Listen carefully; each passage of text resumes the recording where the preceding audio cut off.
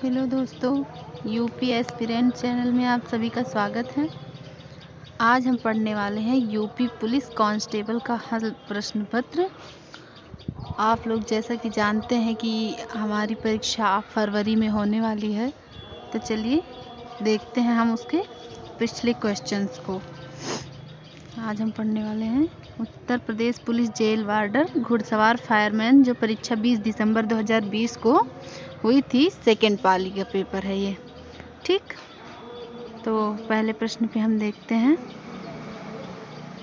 Question number 1 कह रहा है, इनमें से जिनका जन्म अंडे से होता हो को व्यक्त करने वाला एक शब्द है। ए पक्षी, बी अंडाणु, सी अंडज या डी अंत्यज। तो इसका राइट आंसर हो जाएगा सी अंडज।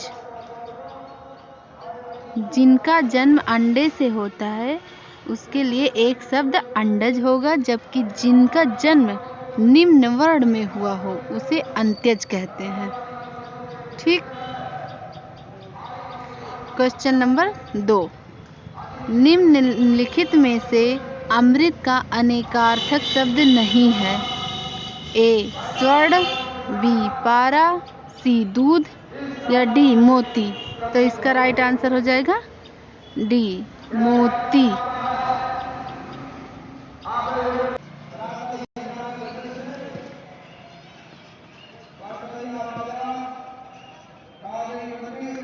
तो इसका राइट आंसर हो जाएगा ऑप्शन नंबर डी मोती।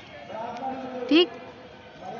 स्वर्ण, जल, पारा, दूध, अन्न आदि अमृत के अनेकार्थक शब्द हैं, जबकि मोती अमृत का अनेकार्थक शब्द नहीं है।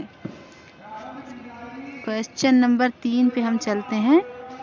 अमृतलाल नागर के उपन्यास मानस का हंस की कथा वस्तु है। ए बुंदेलखंड का सांस्कृतिक जीवन, ह्रासोन्मुख बुद्धकालीन भारत, या सी लोरिक चंदा की लोक कथा, या डी तुलसीदास का मानसिक विकास। तो इसका राइट आंसर हो जाएगा ऑप्शन नंबर डी तुलसीदास का मानसिक विकास। ये अमृतलाल नागर द्वारा रचित हिंदी का प्रसिद्ध उपन्यास है। इस उपन्यास में रामचरितमानस के लोकप्रिय लेखक तुलसीदास जी के जीवन का आधार बनाकर लिखा गया है। इस उपन्यास में तुलसीदास जी को एक सहज मानव के रूप में चित्रित किया गया। रचना हिंदी साहित्य की एक अमूल्य निधि है। क्वेश्चन नंबर 4 पे हम चलते हैं। गंगा मैया उपन्यास के लेखक हैं। ए नागार्जुन, बी भैरव प्रसाद गुप्त, या सी राही मासूम रजा, या डी अब्दुल बिस्मिल्लाह। तो इसका राइट आंसर हो जाएगा बी भैरव प्रसाद मिश्र। ये गंगा मैया उपन्यास के लेखक भैरव प्रसाद गुप्त हैं। इस उपन्यास में भारतीय ग्रामीण जीवन संघर्ष को सहज, स्वाभाविक और वास्तविक रूप से चित्रित किया गया है। भैरव प्रसाद गुप्त हिंदी साहित्य के प्रगतिशील विचारधारा के कहानीकार एवं उपन्यासकार थे। इनका जन्म 1918 में उत्तर प्रदेश के बलिया जिले में हुआ था। ठीक, आइए चलते हैं क्वेश्चन नंबर 5 में। निम्नलिखित वाक्य में आए खाली स्थान के लिए सही शब्द चुनिए। आजकल के नौजवानों ने बुजुर्गों की ... खराब कर रखी है क्या? ए मिट्टी, बी बालू, सी सूरत, डी दिमाग। तो इसका राइट आंसर हो जाएगा ऑप्शन नंबर ए मिट्टी। खाली स्थान के लिए सही शब्द है, आजकल के नौजवानों ने बुजुर्गों की मिट्टी खराब कर रखी है। यहाँ मिट्टी खराब करना मुहावरे का अर्थ है, मतलब दुर्दशा करना। क्वेश्चन नंबर 6, चैन की बंसी बजाना मुहावरे का सही अर्थ होगा सुख से रहना, धीरे धीरे काम करना, बात पर अड़े रहना, या डी प्रतीक्षा करना। तो इसका तो आप लोग जानते ही होंगे कि चैन की बंसी बजाना मतलब सुख से रहना। मुहावरा जो है, चैन की बंसी बजाना मतलब सुख से रहना, ईद का चाँद होना मतलब बहुत दिनों बाद दिखना, 9 2 11 होना मतलब भाग जाना। लोग भूल गए हैं, क्वेश्चन नंबर 7 है, लोग भूल गए हैं पर साहित्य अकादमी पुरस्कार पाने वाले कवि हैं। गिरजा कुमार माथुर, रघुवीर सहाय, कुंवर नारायण, त्रिलोचन। तो इसका राइट आंसर हो जाएगा रघुवीर सहाय। लोग भूल गए हैं रघुवीर सहाय का कविता संग्रह है, जिसे वर्ष 1984 में हिंदी भाषा में साहित्य अकादमी पुरस्कार प्रदान किया गया। वर्ष 1922 में हिंदी भाषा का साहित्य अकादमी पुरस्कार बद्री नारायण को उसकी काव्य संग्रह तुमड़ी के शब्द के लिए दिया गया।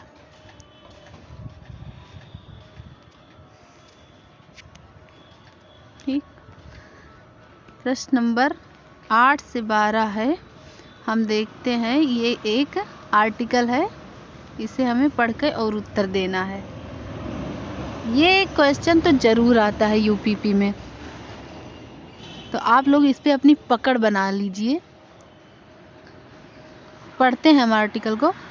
निबंध कविता कहानी की तरह रचनात्मक साहित्य की एक विधा है, लेकिन इस शब्द का प्रयोग किसी विषय की तार्किक और बौद्धिक विवेचना करने वाले लेखों के लिए किया जाता है।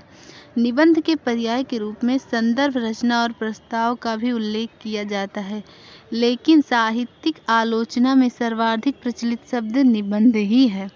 इसे अंग्रेजों के कंपोजिशन और ऐसे अर्थ में ग्रहण किया जाता है जो आचार्य हजारी प्रसाद द्विवेदी के अनुसार संस्कृत में भी निबंध का साहित्य है।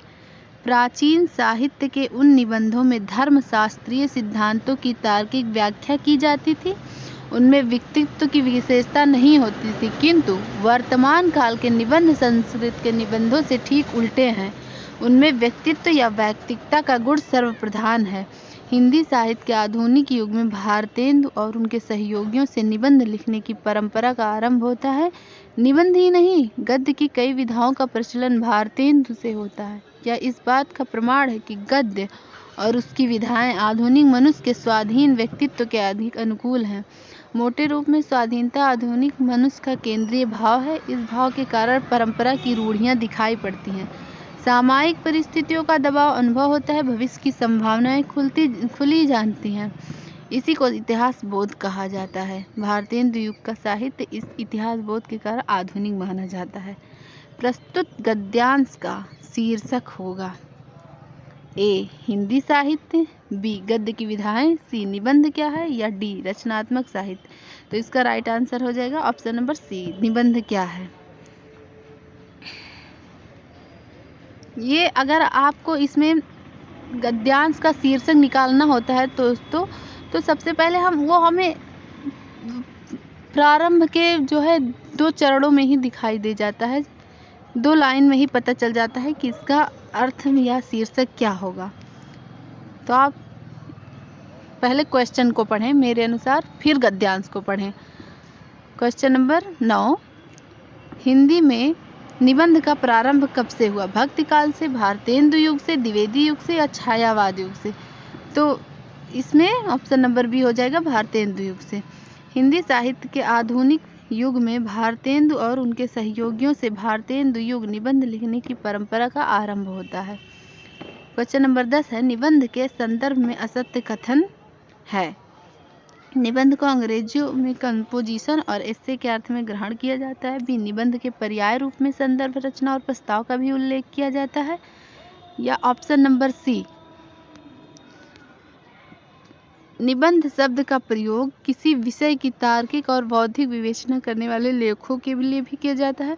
वर्तमान काल के निबंधों में व्यक्तित्व या वैयक्तिकता का गुण नहीं होता है। तो ये हमारा राइट आंसर हो जाएगा ऑप्शन नंबर डी। वर्तमान काल के निबंधों में व्यक्तित्व या वैयक्तिकता का गुण नहीं होता है, असत्य कथन है, क्योंकि वर्तमान काल के निबंधों में व्यक्तित्व या वैयक्तिकता का गुण सर्वप्रधान है। शेष कथन सत्य है। क्वेश्चन नंबर 11, आधुनिक मनुष्य का केंद्रीय भाव है। ए साहित्य, बी निबंध, सी स्वाधीनता या डी इतिहास बोध। इसका राइट आंसर हो जाएगा स्वाधीनता। गद्य और उसकी विधाएं आधुनिक मनुष्य के स्वाधीन व्यक्तित्व के अधिक अनुकूल है। मोटे रूप में स्वाधीनता से आधुनिक मनुष्य का केंद्रीय भाव है। क्वेश्चन नंबर 12, भारतेंदु और उनके युग के संदर्भ में सत्य कथन है। ए, गद्य काव्य विधा का प्रचलन भारतेंदु से होता है। बी, हिंदी साहित्य में भारतेंदु और उनके सहयोगियों से निबंध लिखने की परंपरा का आरंभ होता है। या सी, भारतीय युग का निबंध प्राचीन संस्कृत साहित्य के निबंधों का विकास है। या डी, भारतेंदु युग का साहित्य सिर्फ इतिहास बोध के कारण आधुनिक नहीं माना जाता। तो इसका राइट आंसर हो जाएगा ऑप्शन नंबर बी। हिंदी साहित्य में भारतेंदु और उनके सहयोगियों से निबंध लिखने की परंपरा का आरंभ होता है। भारतेंदु और उनके युग के संदर्भ में सत्य कथन जबकि अन्य कथन असत्य हैं। इनमें से उसी समय का को व्यक्त करने वाला कौन सा एक शब्द है? ए, तत्सम, बी, तुरंत, सी, तत्कालीन या डी, तत्काल। तो ऑप्शन नंबर सी हो जाएगा तत्कालीन।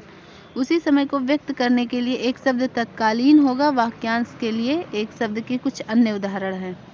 ए, जीतने की इच्छा, जिज्ञासा, जानने की इच्छा, जिज्ञासा।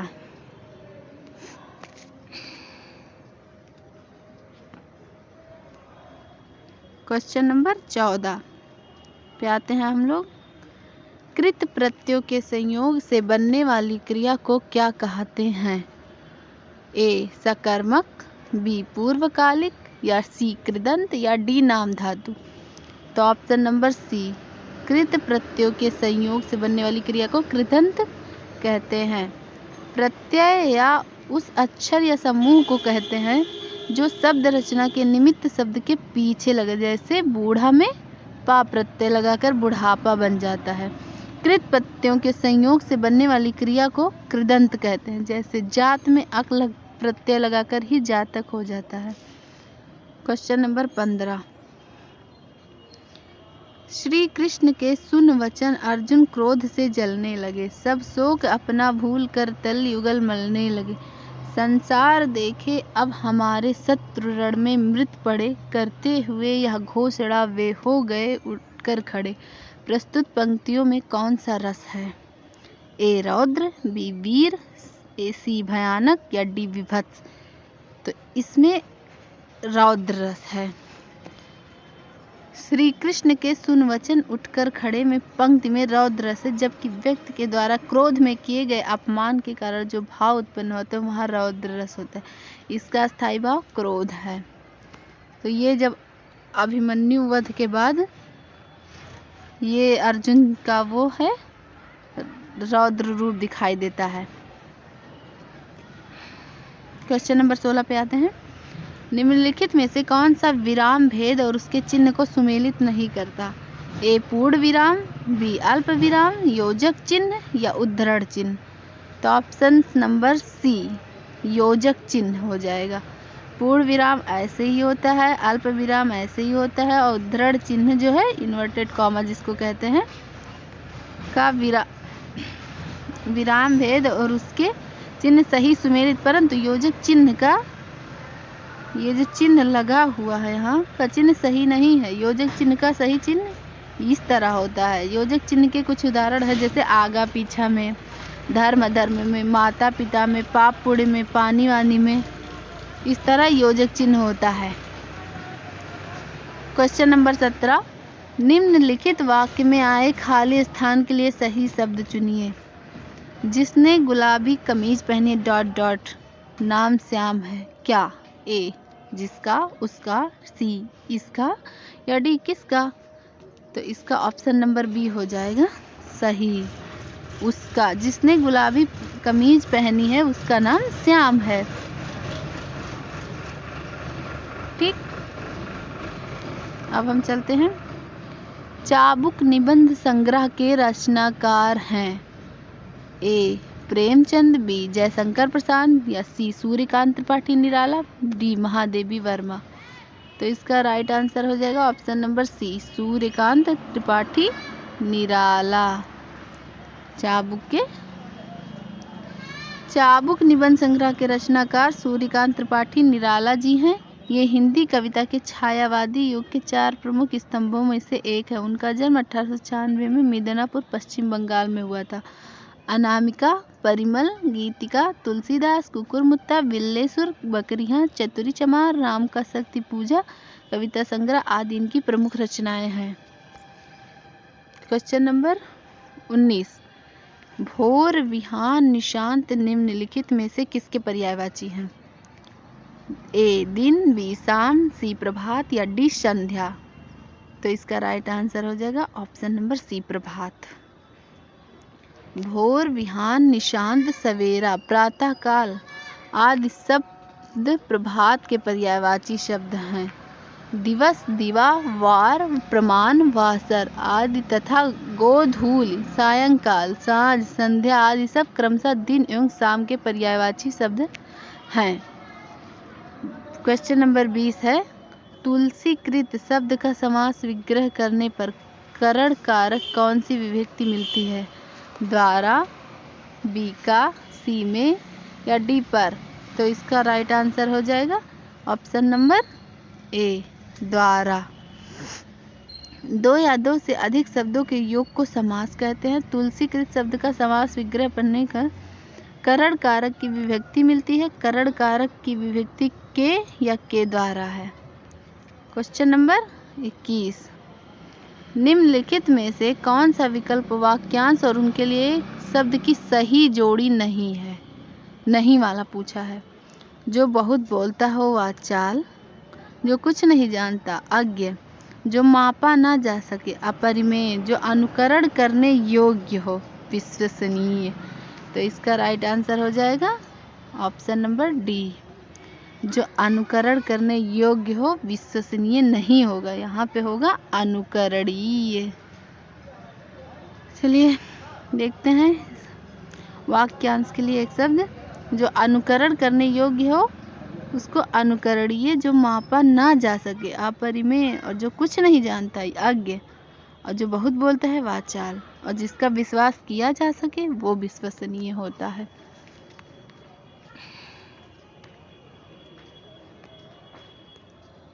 क्वेश्चन नंबर 22,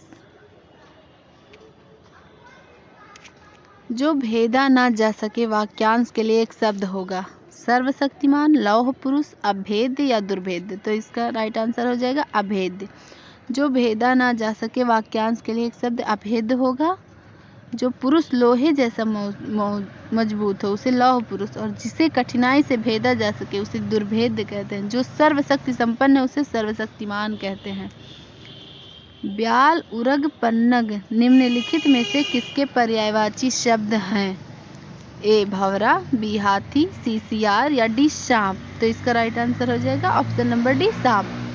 ब्याल, उरग, पन्नग, नाग, विषधर, भुजंग, अहि, फड़ीस आदि सब सांप के पर्यायवाची शब्द हैं। बाकी हम पर्यायवाची देखते हैं। हाथी का हो जाएगा गज, मतंग, गजेंद्र, मदकल।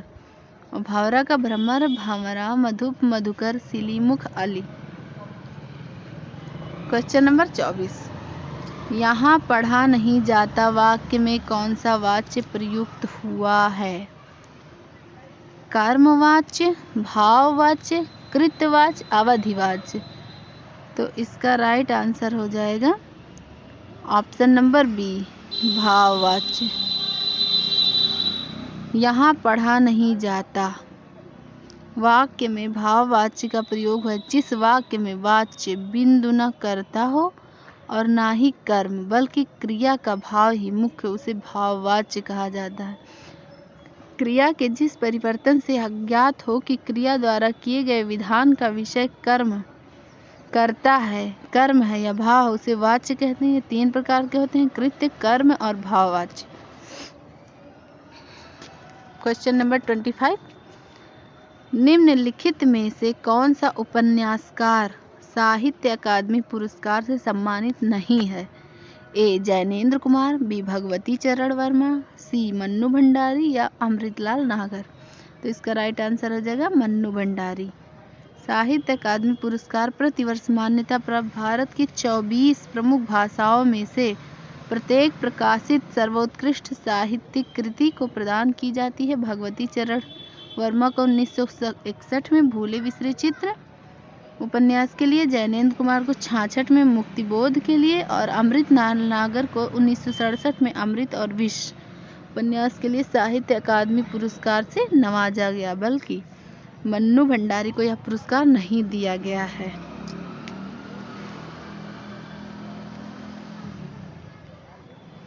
क्वेश्चन नंबर 26, निम्नलिखित में से कौन सा विकल्प शब्द और उनके अनेकार्थक शब्दों की सही जोड़ी नहीं है? ए अंक मतलब चिन्ह या भाग्य, बी कोट किला या एक प्रकार का वस्त्र, सी बलि उपहार या कर, डी सर श्रद्धेय या तालाब। तो इसका राइट आंसर हो जाएगा ऑप्शन नंबर डी, सर श्रद्धेय तालाब। यहाँ पे सर श्रद्धेय शब्द का अनेकार्थक शब्द नहीं है। सर का अनेकार्थी शब्द तालाब, सिर एवं पराजित होगा, जबकि अंक चिन्ह एवं भाग्य का, कोट किला एवं एक प्रकार का वस्त्र का तथा बाल उपहार एवं कर शब्द अनेकार्थक शब्द हैं। निम्नलिखित में से असत्य कथन की पहचान कीजिए।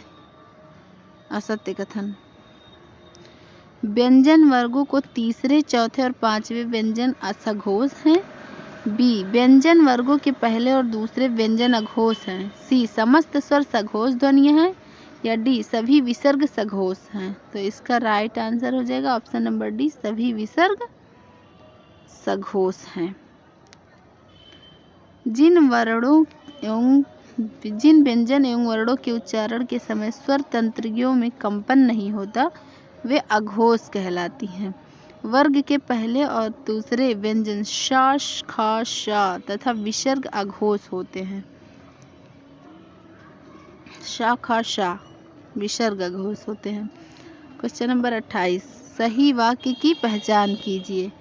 श्री कृष्ण के अनेकों नाम हैं, श्री कृष्ण के अनेक नाम है, या सी श्री कृष्ण के अनेकों नाम है, या डी श्री कृष्ण का अनेक नाम है। तो इसका राइट आंसर हो जाएगा श्री कृष्ण के अनेक नाम हैं। ये सही वाक्य है, बाकी सब गलत है। 29, क्रिया का मूल रूप क्या कहलाता है? धातु, कर्म, उपसर्ग या प्रत्यय? तो क्रिया का मूल रूप कहलाता है धातु। हिंदी व्याकरण में क्रिया का मूल रूप धातु कहलाता है, जैसे मूल धातु पढ़ से पढ़ना, खेल से खेलना। व्युत्पत्ति अथवा शब्द निर्माण की दृष्टि से धातु दो प्रकार की होती है, मूल धातु एवं यौगिक धातु। क्वेश्चन नंबर 30 है, निम्नलिखित व्यंजनों में नासिक के व्यंजन है ना, चा, ड़ या सा? तो इसका राइट आंसर हो जाएगा ना।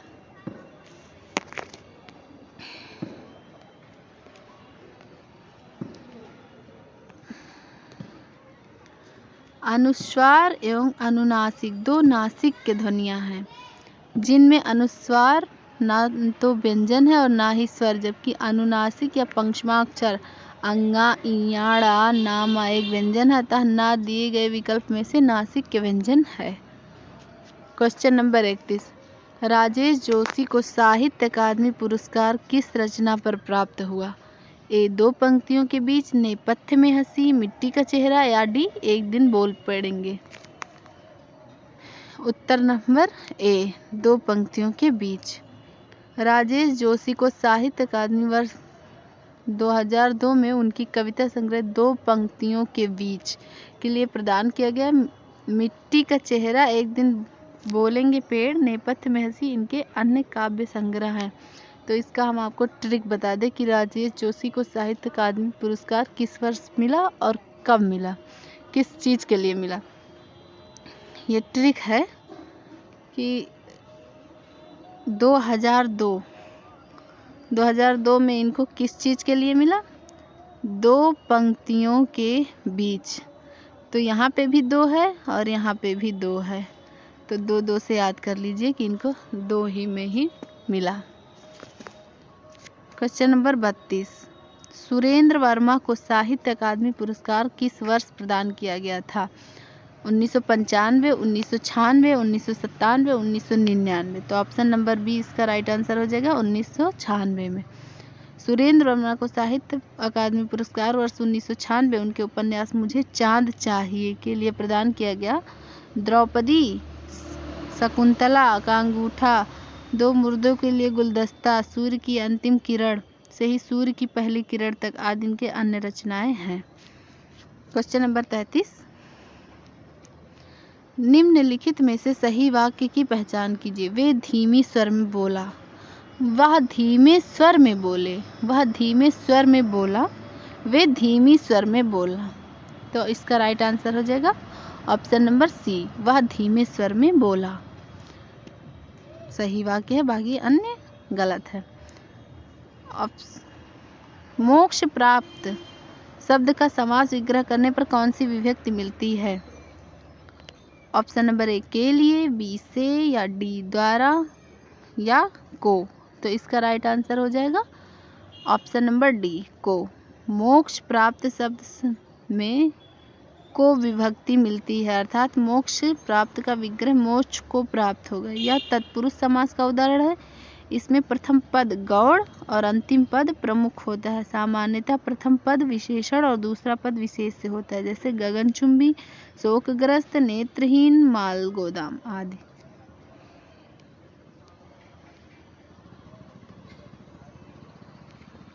Question number 35। अब ज़्यादा नहीं है दोस्तों, 37 क्वेश्चन ही आते हैं इसमें हिंदी के। तो अब हम लोग आखिरी पड़ाव पे हैं। सांप छछूंदर की गति होना मुहावरे का सही अर्थ होगा।